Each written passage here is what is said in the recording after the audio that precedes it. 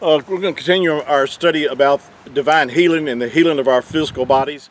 And I'm reading from Matthew chapter 8. And I'm going to pick up where I left last time. And it says, verse 16, "When the evening was come, they brought unto him many that were possessed with demons. And he cast out the demons, and he cast out the spirits with his word, and healed all that were sick." Verse 17, "That it might be fulfilled, which was spoken by," and it's spoken by Isaiah, or Yahusha, that's the prophet's real name in Hebrew, the prophet, saying, "Himself took our infirmities and bore our sicknesses." Now, this is an absolute imperative verse for you to understand and to remember, because right clearly it states here that it might be fulfilled, which was already been spoken by Yahusha, or Isaiah, and he's quoting from Isaiah 53 verses 4 and 5. Keep in mind that the prophet Yahusha wrote that about 700 years before the Messiah walked on the earth. And it says right here in the book of Matthew that as the Mashiach went about healing all that were oppressed of Shaitan, in other words, he healed all that were sick, that it might be fulfilled, which was already had been spoken by Yahusha the prophet, himself took our infirmities and bore our sicknesses.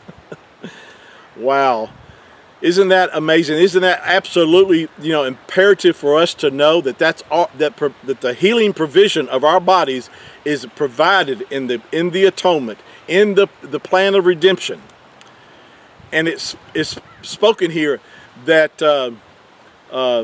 that it's the will of Yahuwah to not only redeem us from spiritual death, but also provide the physical healing of our bodies. Now, as long as we're here on the earth, we're subject to being attacked in our bodies with sickness and disease. But you and I do not have to allow that sickness and disease to stay in our bodies. Why is that so?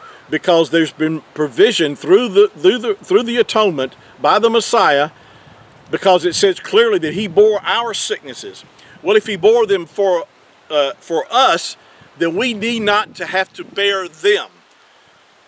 And you have to understand that Shaitan, or Satan, will come against you and I because of ignorance. The scripture says that Satan, or Shaitan, goes about as a roaring lion, seeking whom he may devour. Now, with it stated like that, it says whom he may devour, indicates that he can't just devour anyone. He can only devour those that are either ignorant, not knowing what's provided for them, or he could just come against them because of, say, rebellion on their part, and they're walking in deliberate sin, and they've given place to the devil. In other words, he has free access to them because they've allowed him to have access through sin in their lives or whatever. But every time if you have a sickness coming in your body, doesn't mean that you've fallen into some kind of sin. Shaitan will come against you to test you, to enforce any kind of sickness and disease upon you, because he comes to kill, to steal, and to destroy. But Yahusha said, "I am come that you might have life and have it more abundantly." Now he said that in John chapter 10 verse 10. The thief comes to kill, to steal, and to destroy. I am come that you might have life and have it more abundantly. And sickness and disease will eventually, if you allow it to run its course, can steal your life and make you die early.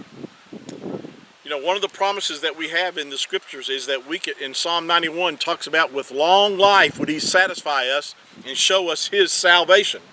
And that's talking about physical healing, or the life that you're living on this earth, that you could have long life.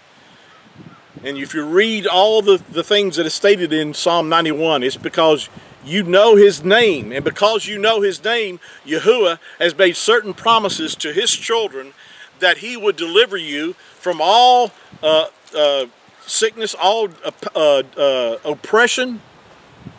Acts 10:38 says how Yahuwah anointed Yahusha of Nazareth with the Ruach HaKodesh, who went about doing good, and the good that he went about doing was healing all that were oppressed of Shaitan, proving that sickness and disease is an oppression from the enemy. And Yahusha went about doing good and healing all that were oppressed of Shaitan. Clearly, he is the full expression of the will of our Father. He said, I came not to do my own will, but the will of him that sent me. So we should understand that it's the will of Yahuwah to heal us of our sickness. If anyone's sick among you, it says, let him call for the elders of the church. If it was Yahuwah's will for you to bear that sickness, there'd be no reason to tell you and I to call for the elders to pray over them, anointing them with oil in the name of Yahuwah, and the prayer of faith would heal the sick. There's no reason to tell you and I to do that if it's not the will of Yahuwah to raise the sick up. We'll continue this on our next session, and thank you for joining me this afternoon. I hope the wind is not blowing too much that it's causing a lot of interruption. I don't know, but if it did, we may just have to do some of these over again. But I love you, Yahuwah loves you, and we'll see you on our next broadcast. Thank you.